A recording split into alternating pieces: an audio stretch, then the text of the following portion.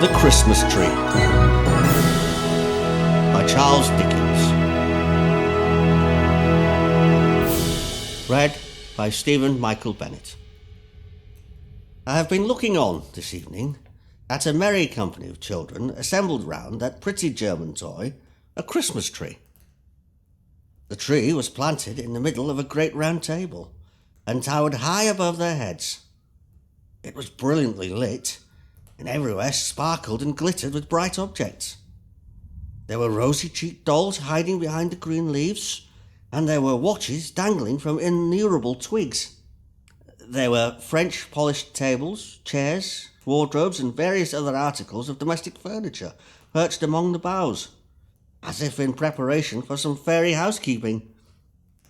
There were jolly, broad-faced little men, much more agreeable in appearance than many real men, and no wonder, for their heads took off and showed them to be full of sugar plums. There were fiddles and drums. There were tambourines, books and paint boxes. There were guns, swords and banners. There were witches standing in enchanted rings of pasteboard to tell fortunes.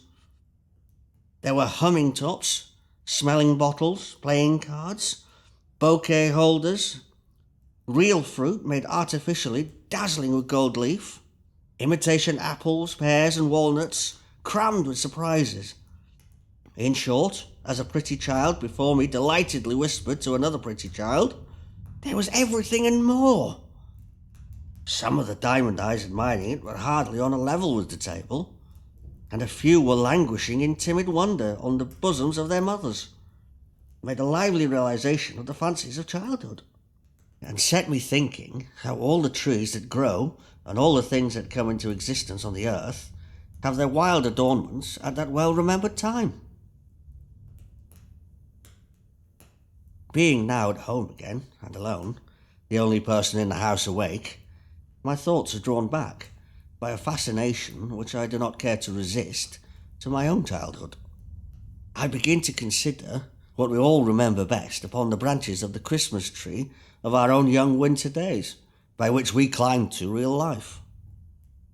Straight in the middle of the room, cramped in the freedom of its growth by no encircling walls or soon-reached ceiling, a shadowy tree arises, and, looking up into the dreamy brightness of its top, for I observe in this tree the singular property that it appears to grow downward towards the earth, I look into my youngest Christmas recollections.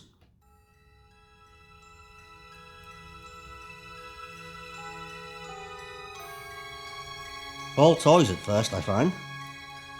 Up yonder, among the green holly and red berries, is the tumbler, with his hands in his pockets, who wouldn't lie down, but whenever he was put upon the floor, persisted in rolling his fat body about until he rolled himself still, and brought those lobster eyes of his to bear upon me, when I affected to laugh very much, but in my heart of hearts was extremely doubtful of him.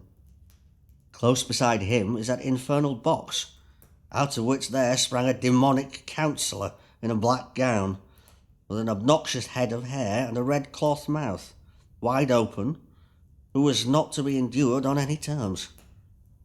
Nor is the frog with cobbler's wax on its tail, for there was no knowing where he would jump, and when he flew over the candle and came upon one's hand with that spotted back, red on a green ground, he was horrible.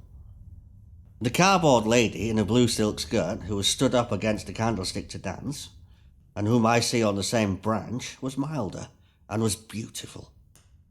But I can't say as much for the larger cardboard man, who used to be hung against the wall and pulled by a string.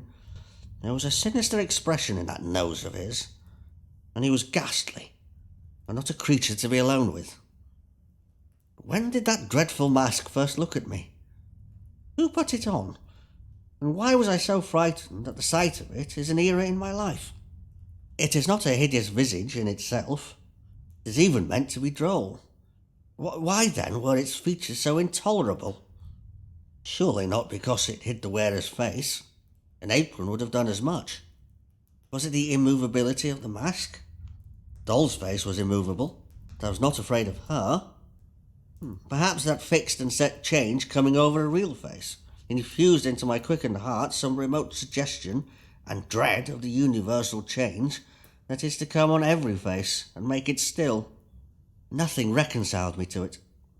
No drummers from whom proceeded a melancholy chirping on the turning of a handle. No regiment of soldiers with a mute band taken out of a box.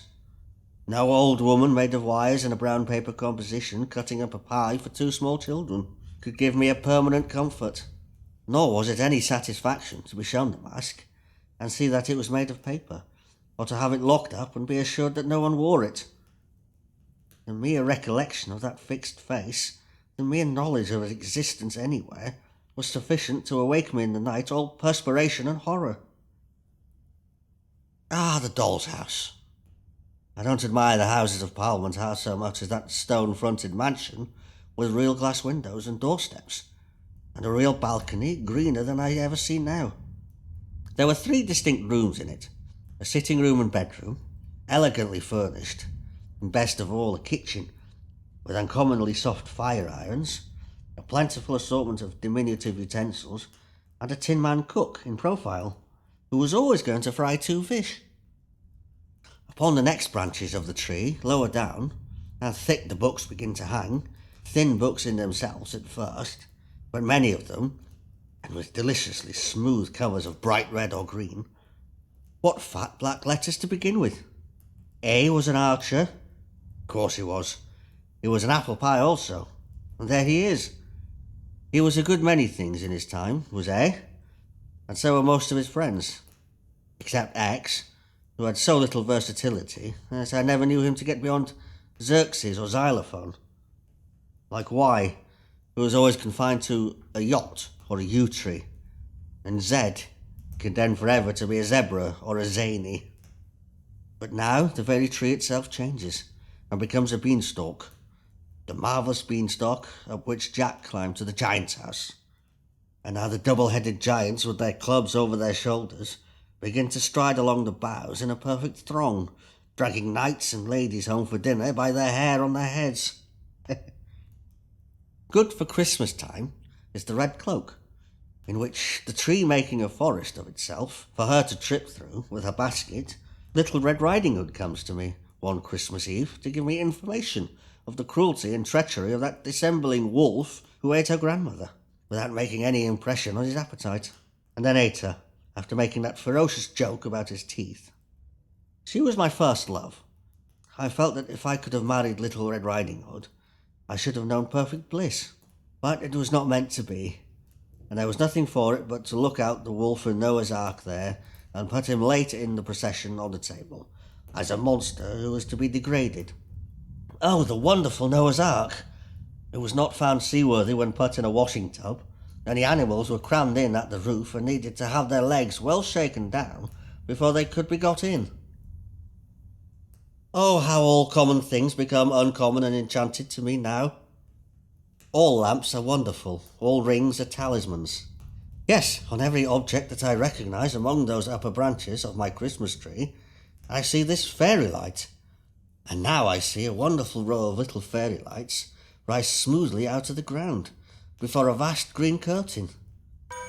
Now a bell rings, a magic bell, which still sounds in my ears unlike all other bells, and music plays amidst the buzz of voices and a fragrant smell of orange peel and oil. Anon, the magic bell commands the music to cease, and the great green curtain rolls itself up majestically, and out of this delight springs the toy theatre. There it is, with its familiar proscenium, and ladies in feathers, and so the play begins. The pantomime. When clowns are shot from loaded mortars into the great chandelier, bright constellation that it is. When harlequins, covered all with the scales of pure gold, twist and sparkle like amazing fish. When Pantaloon puts red-hot pokers in his pocket, or taxes the clown with petty larceny by saying, "Now I saw you do it." Now, too, I perceive my first experience of the dreary sensation, often to return in afterlife, of being unable, next day, to get back to the dull, settled world, of wanting to live forever in the bright atmosphere I have quitted, of doting on the little fairy with the wand like a celestial barber's pole, and pining for fairy immortality along with her. Ah, she comes back in many shapes. as my eye wanders down the branches of my Christmas tree, and goes as often, and has never yet stayed by me. And I do come home at Christmas. We all do, or we all should. We all come home, or ought to come home, for a short holiday. The longer the better, to take and give a rest. On by low-lying misty grounds, through fens and fogs, up long hills, winding dark as caverns between thick plantations, almost shutting out the sparkling stars, until we stop at last at an avenue. The gate swings open on its hinges, and as we drive up to a great house, the glancing lights grow larger in the windows, and the opposing rows of trees seem to fall solemnly back on either side to give us place. The lights growing larger, we come to the house. There is probably a smell of roasted chestnuts and other good comfortable things all the time, for we are telling winter stories, ghost stories around the Christmas fire. It is an old house, full of great chimneys where wood is burnt upon the hearth, and grim portraits, some of them with grim legends too, lower distrustfully from the oaken panels of the walls. We are a middle-aged nobleman, and we make a generous supper with our host and hostess and their guests. It being Christmas time, and the old house full of company, and then we go to bed.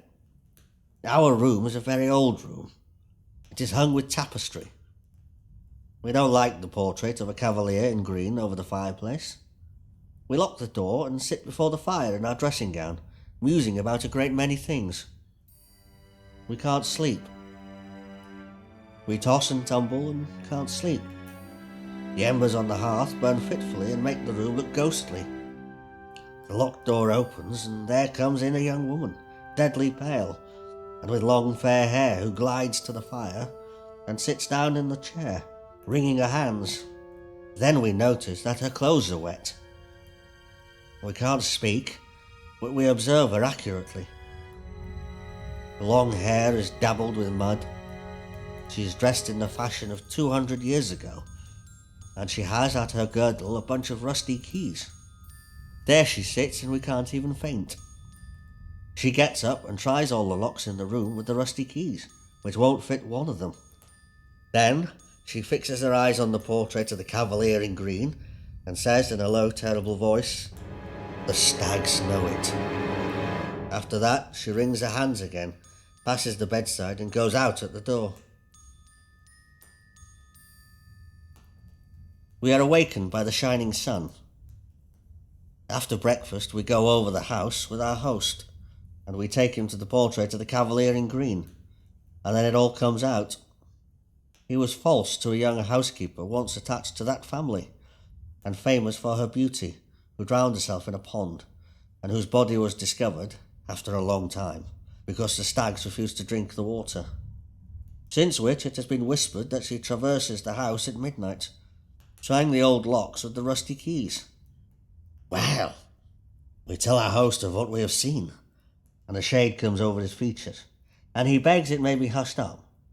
And so it is. But it's all true, and we said so before we died. We are dead now. Too many responsible people. There is no end to the old houses, with resounding galleries and dismal state bedchambers, and haunted wings shut up for many years, through which we may ramble, with an agreeable creeping up our back, and encounter any number of ghosts, reducible to a few general types and classes. Ghosts have little originality. Thus it comes to pass that a certain room in a certain old hall, where a certain bad lord, baronet, knight, or gentleman, shot himself, has certain planks in the floor from which the blood will not be taken out. You may scrape and scrape, as the present owner has done, or plane and plane, as his father did, or scrub and scrub, as his grandfather did, or burn and burn with strong acids, as his great-grandfather did. But there the blood will still be, no redder and no paler, no more and no less, always just the same. Thus, in such another house there is a haunted door that never will keep open, or another door that will never keep shut, or a haunted sound of a spinning wheel, or a hammer, or a footstep, or a cry, or a horse's tramp, or the rattling of a chain. Or else there is a turret clock, which at the midnight hour strikes 13 when the head of the family is going to die. Or a shadowy, immovable black carriage, which at such a time is always seen by somebody, waiting near the great gate in the stable-yard. Or thus it came to pass how Lady Mary went to pay a visit at a large wild house in the Scottish Highlands, and, being fatigued with her long journey, retired to bed early, and innocently said next morning at the breakfast table, "How odd to have so late a party last night in this remote place, and not to tell me of it before I went to bed." Then everyone asked Lady Mary what she meant. Then Lady Mary replied, "Why, all night long the carriages were driving round and round the terrace underneath my window." Then the owner of the house turned pale, and so did his lady, and everyone was silent. After breakfast they told Lady Mary that it was a tradition in the family that those rumbling carriages on the terrace betokened death. And so it proved, for 2 months afterwards the lady of the mansion died. Or a friend of somebody's, who, when he was a young man at college, had a particular friend with whom he made the promise that, if it were possible for the spirit to return to this earth after its separation from the body, he of the twain who first died should reappear to the other. In course of time this agreement was forgotten by the friend, the two young men having progressed in life and taken diverging paths that were wide asunder. But one night, many years afterwards, our friend, being in the north of England and staying for the night in an inn on the Yorkshire moors, happened to look out of bed, and there, in the moonlight, leaning on a bureau near the window, steadfastly regarding him, saw his old college friend. The appearance, being solemnly addressed, replied in a kind whisper, but very audibly, "Do not come near me. I am dead. I am here to redeem my promise. I come from another world, but may not disclose its secrets."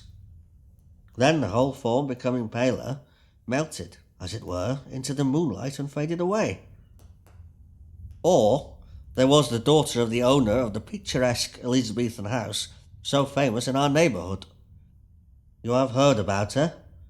No? Why, she went out one summer evening at twilight, when she was a beautiful girl, just 17 years of age, to gather flowers in the garden, and presently came running, terrified, into the hall to her father, saying, "Oh, father, I have met myself." He took her in his arms, and told her it was fancy, but she said, "Oh no, I met myself in the garden, and I was pale and gathering withered flowers, and I turned my head and held them up." And that night she died, and a picture of her story was begun, though never finished, and they say it is somewhere in the house to this day, with its face to the wall. Encircled by the social thoughts of Christmas time, still let the figure of my childhood stand unchanged. In every cheerful image and suggestion that the season brings, may the bright star that rested above the poor roof be the star of all the Christian world. A moment's pause, O vanishing tree, of which the lower boughs are dark to me as yet, and let me look once more. I know there are blank spaces on thy branches, where eyes that I have loved have shone and smiled, from which they are departed. If age be hiding for me in the unseen portion of thy downward growth, oh, may I, with a grey head, turn a child's heart to that figure yet, and a child's trustfulness and confidence. Now the tree is decorated with bright merriment and song and dance and cheerfulness, and they are welcome, innocent and welcome be they ever held, beneath the branches of the Christmas tree, which cast no gloomy shadow. But as it sinks into the ground, I hear a whisper going through the leaves. This in commemoration of the law of love and kindness, mercy and compassion. This in remembrance of me.